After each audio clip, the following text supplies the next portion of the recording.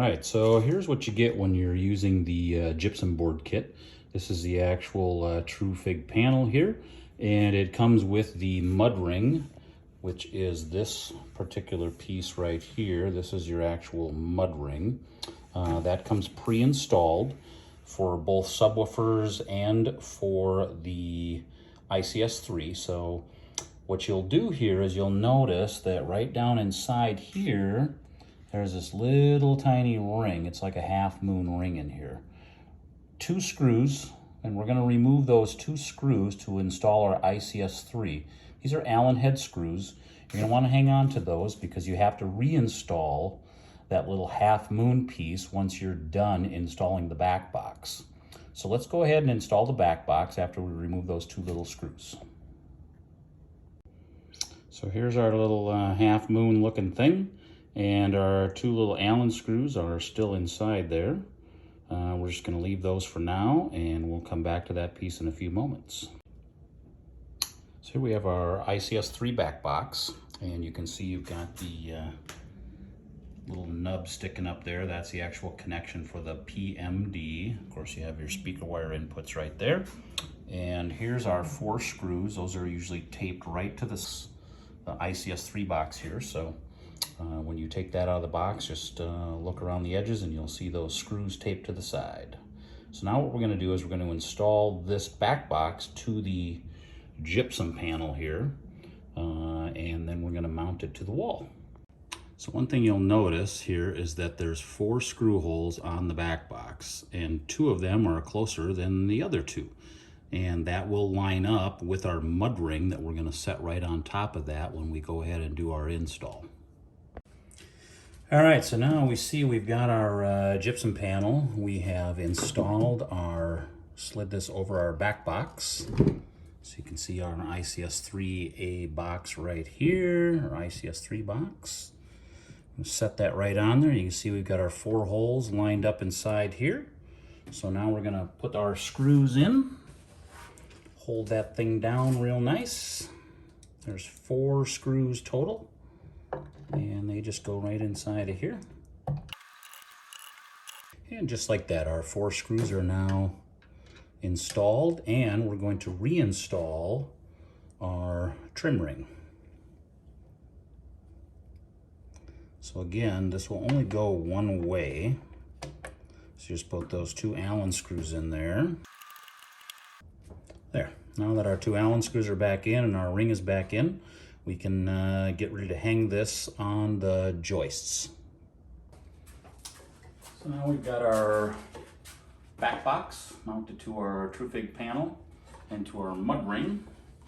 And this would normally be the ceiling, not a wall. However, that's how we're working today. So we're going to put this up here and we're going to screw it right into here. So what you would do is you would take this panel and just adjust it to where it has to be in the ceiling to line up with your lights. So let's get that thing screwed in and go to the next. Got our True Fig panel screwed in, and it also comes with a couple of sheetrock clips. So you can trim this piece basically to be how it is, and the sheetrock would just come right up to the edge of it, and then it would just be mudded and taped and just disappear. Or, as you see the lines on here, as long as you stay outside of those lines, you can cut the True Fig panel as well. So if you wanted to cut it halfway on the stud or on the joist up above, and then have your sheetrock come halfway onto the joist, and made it up that way, you could do it that way as well. It's totally up to you, whichever is easier for you and your drywall guy. Once that's all done, then you get your finish done, and then the PMD is installed. You pull the paint shield off after everything's adjusted, and you pop your grill on, and you are just about done. All right, so this right here, this is our paint shield and mud shield. So what happens is when this is installed, the reason that we left this little half moon thing on here is these 3 screws are magnetic, and they hold this on so that we set it on here. That's going to stay in place. Now you notice I took the tape off, but there's a little tiny screw right here, and that holds this together. There's actually 2 pieces to this. So So when it's time to use this, you can take it apart. You just literally just take this little tiny screw off here. Take these two pieces apart, and you can see there's two pieces to this. This one is the mud ring. This one that's got the little clip right here, this is your paint shield. So you're gonna first install the mud ring and leave that on there. That's gonna be, that way your mud guys can come in and they mud all this up. Right up, there's a little lip right here on the edge. So it makes it easy for them to mud right over that. That'll protect your speaker and protect everything on the inside. You wanna leave that little piece of tape on there so that you don't get any stuff inside of there. Now this one is your paint and sand shield. And the reason that there's three little holes in here is you leave that paint, so there's tape that comes with these, and the tape covers up those three little holes. You leave that on there until it's time to do your final adjustments for your grill. So once you have this in the wall and you've done your paint work, you have done your sanding, sheetrock, drywall, everything is done, the ceiling is all finished, the last thing that you're going to do is actually install the planar driver. So you're going to pull your ring off here, and you're going to remove the two Allen screws,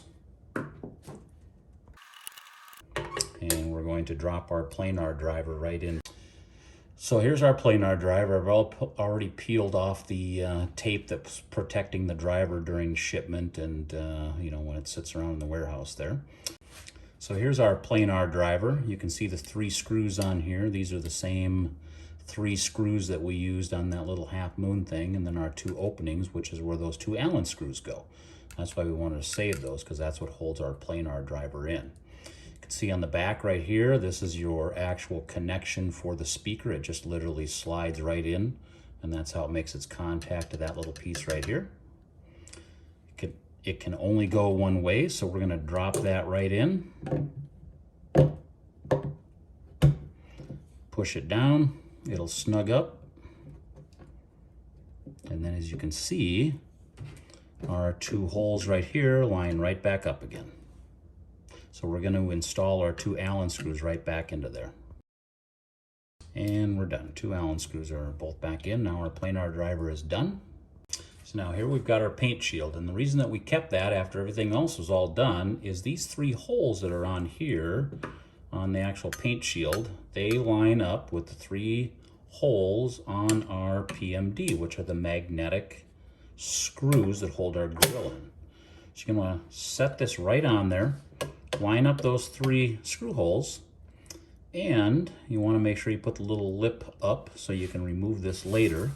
But the idea is that this paint shield is the same thickness as the grill, so as you screw this up or down, it's going to adjust the height of this to match the edge of your surface. You get about a 1/4 of an inch of adjustment to adjust for your grill.